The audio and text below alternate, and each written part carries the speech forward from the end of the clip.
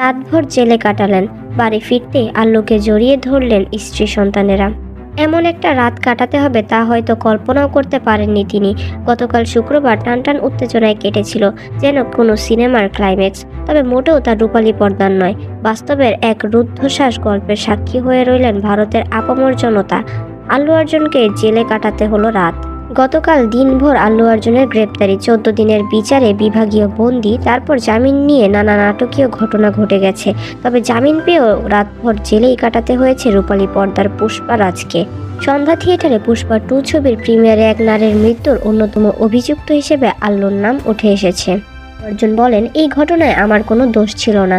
আমি আইনকে সম্মান করি। আমি একজন সচেতন নাগরিক। এই ঘটনায় আমি আইনের সঙ্গে সম্পূর্ণ সহযোগিতা করব। আজ শনিবারের সকালে জেল থেকে বের হয়ে আল্লু অর্জুন সাংবাদিকদের উদ্দেশ্যে কথাগুলো বলেছিলেন। এই দক্ষিণ